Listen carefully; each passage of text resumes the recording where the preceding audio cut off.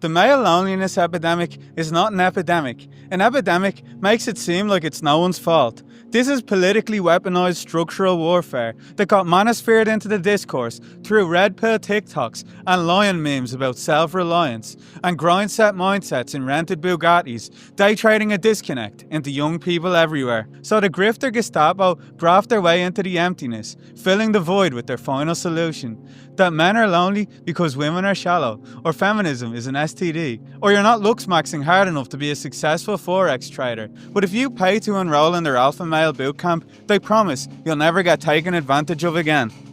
The greatest lie the ruling class ever told was that loneliness has a gender, but loneliness is just a feeling. It's not exclusive to those who have testicles. What we're experiencing is a condition called alienation. Alienation occurs when the world you used to dream of no longer exists. Cut off from community, taken for granted by our employers, and cast aside by the political class, we've become extras in someone else's film, with no speaking roles, no plot, and no catering team. We were expected to be grateful for the exposure, and make sure to share on your Instagram story so everyone knows you enjoyed the experience. You're an extra in someone else's film right now. With the rise of technology, we all got connected and lost connection. Swiping right turned love into a market value. Friends became followers, and collective problems became personal issues, too painful to unpack out loud. Because showing vulnerability gives leverage to your competitors, and a chink in the armour gets you stabbed in the back. So Stoicism was the tourniquet to make the bleeding stop. But these red stains we can't wash off are neoliberal war paint. When we stopped holding hands, we started pointing our fingers and pulling up bootstraps, so sadness got entombed in a crypt and converted to crypto. You can let go now. We were told the answer to our isolation was to outsource it to private companies who cancelled community and gave us consumerism, so we went shopping alone with our AirPods in, listening to a 3-hour podcast about how to conquer your inner bitch.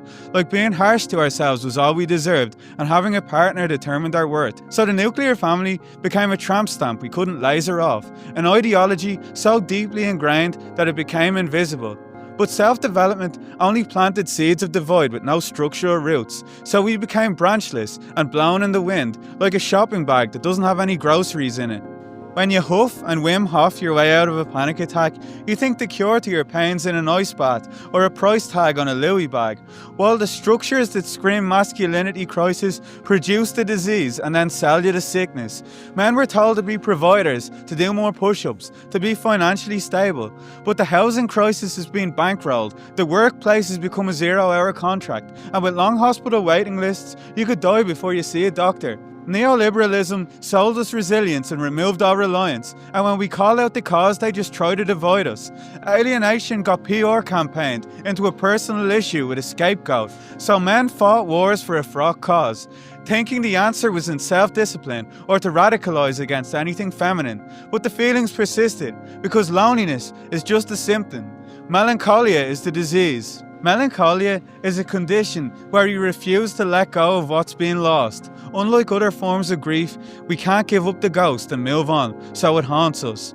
Male loneliness epidemic happens when men can't bring themselves to let go of a future that never materialised, a future they were taught to believe was theirs, a future neoliberalism foreclosed before moving the goalpost and sticking a feminist with blue hair on the chopping block. So they carry a vision of their parents' success, lingering inside them like a phantom presence they can't exercise, both alive and undead, a seduction, whispering zombie ambitions about owning a home with 2 cars in the driveway. So women are not the issue, and neither are men. We're all just mourning a future that disappeared, but that loss still structures our desires, like a burnt out car with brand new tyres. Instead of letting go of blame, we dance in the shackles that keep us enslaved.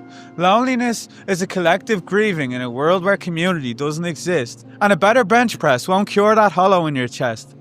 Can you hold this? Yes.